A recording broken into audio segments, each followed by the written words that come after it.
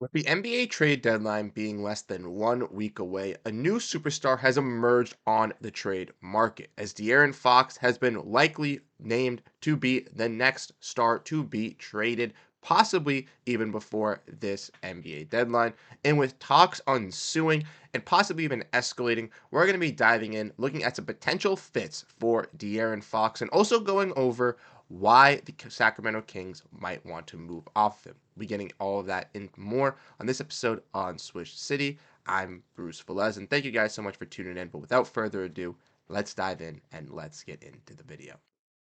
So, like I mentioned in the introduction, De'Aaron Fox is the next star that is possibly going to be on the trade market. As we saw Shams Charania just a couple of days ago drop a bombshell of news letting us know that the Sacramento Kings and De'Aaron Fox are possibly going to be working on a trade. And more news has kind of come up through those last couple of days, with even the Sacramento Kings first approaching De'Aaron Fox about possibly making a trade, and Sacramento Kings having some possible trades that they were going to do last offseason, possibly trying to trade for John Collins, but not doing it because of Coach Mike Brown. But with their recent resurgence after firing Mike Brown with new head coach Doug Christie, obviously the Sacramento Kings are expected to be pretty solid. But with them being still in play and mix, a trade for Fox could be on the horizon, and I do think it will kind of come through fruition before the trade deadline, and this is kind of why.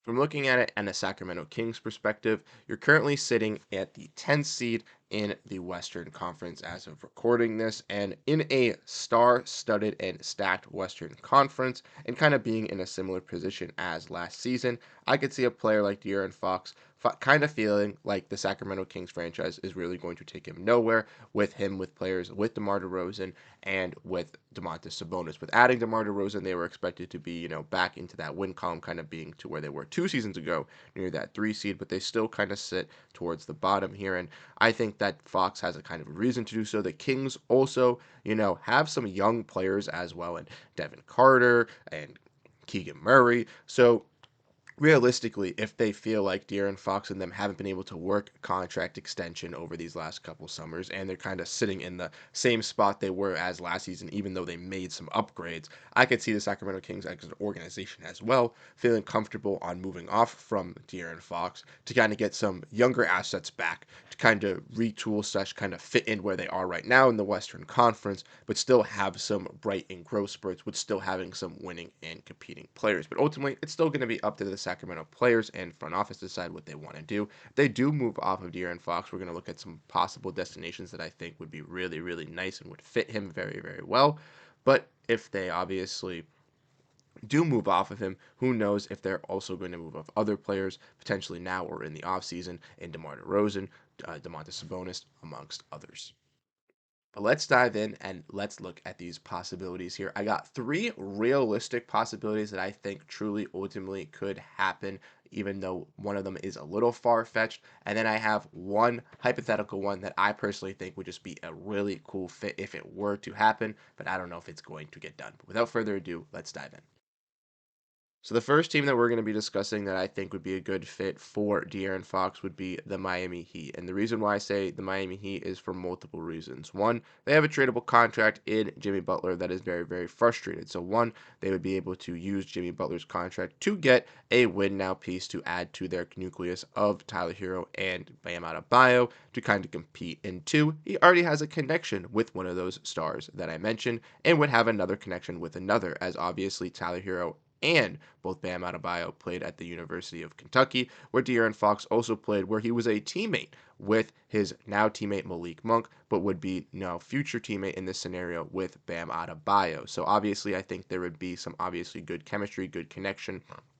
De'Aaron Fox would obviously, and the Miami Heat would love to have a good player in De'Aaron Fox. Obviously, there are some concerns with, the defensive abilities with the backcourt of De'Aaron Fox and Tyler Hero, but obviously you would compensate that with some of the wings and defensive pressure from some of these other players. But obviously, barring an issue would be Jimmy Butler not wanting to go to Sacramento, and why would Sacramento want Jimmy Butler? It would obviously have to be a 3-team deal, 4-team, 5-team deal to possibly get it done, and that's why I ultimately think it's not possibly a likely possibility due to the fact of just how much of a headache a Jimmy Butler trade has already been for a team like the Phoenix Suns to get involved.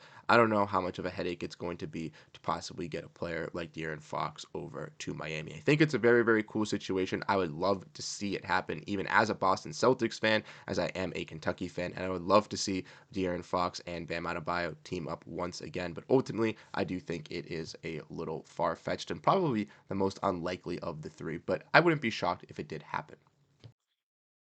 Next, we're going to be diving into the Houston Rockets as they have also emerged as a team interested in De'Aaron Fox, and De'Aaron Fox has also been interested in them alongside another team, which we'll get into in a little bit, as they are from his hometown in Texas. So I'll give a little bit of a spoiler, but if you've been paying up to date and up with the De'Aaron Fox news, you kind of probably would understand where I'm going. But the Rockets, I think, are a very interesting team because they kind of are interested in any really looming free agent for multiple reasons. One, they have young stars in Jalen Green, Amen Thompson, Cam Whitmore, Jabari Smith, and Alperen Sengun, who have all shown shines of glimpse and glamour, but realistically, they haven't found their number one true star. So getting some veteran help and getting some other star help could realistically solidify who really stays and who's going to be shining in Houston and who's ultimately going to be getting another opportunity. But not only did that, but Houston has a lot of draft capital as well that they could use to attach with some of these young names and bright stars to be able to get a player like De'Aaron Fox to pair up with whatever kind of players they would keep. Honestly, with the De'Aaron Fox trade, I would see them keeping a player like Alperen Sengun. I think they would want to keep him. But ultimately, I don't know what a trade package for. It'd probably be a Fred Van Fleet as he makes around $40 million with some young draft with some young players, maybe a Cam Whitmore tossed in there, and maybe some other pieces as well, maybe a Jock Landale or something like that. I don't necessarily know, but I do think the Rockets would have the draft compensation and would have the necessary pieces to send out a trade. The only thing with the Rockets is once again, since they have so much of this young talent and picks, they have multiple options, and their name has been thrown around with basically every free agent from De'Aaron Fox to Jimmy Butler, dating back to last season, offseason with Giannis Antetokounmpo and Kevin Durant. So ultimately, I do think the Rockets are a name to keep an eye on for a big swing free agent, but I don't necessarily know if it will be De'Aaron Fox at this very moment. And this one I think is the most realistic, and we've already kind of see the talks kind of already been spicing up between these two teams, but it is another team in Texas in the San Antonio Spurs, as the Spurs have shown a pretty good surge this year in the Western Conference. They do currently sit 12th right now at 20 and 24, but obviously adding a player like De'Aaron Fox would obviously take them up a notch by pairing him alongside obviously one of the better players and put potentially goats in the NBA in Victor Wembanyama, obviously. So if the Spurs are able to pair up De'Aaron Fox with him, I think they'd obviously pass the Sacramento Kings, so they would only have to pass the Golden State Warriors, and I think they could be able to do that despite if Golden State made any big swing to realistically make the play or possibly even be able to make the playoffs with adding such a talent with De'Aaron Fox to be able to work in that pick and roll game alongside Victor Wembanyama. One, it's a perfect fit. Two, the two seem like they would get along really together off the court as well on the court as a fit. But not only that, San Antonio has, enough talent and, veteran contracts as well, depending if you want to throw in Chris Paul, to be able to swing a De'Aaron Fox trade with the draft capital to be able to get this type of piece alongside Vic, and then possibly could find another free agent in a summer or two to really, really put this team over the top. But honestly, I do agree that this is the best fit. There have been rumors from Sam Amick from The Athletic.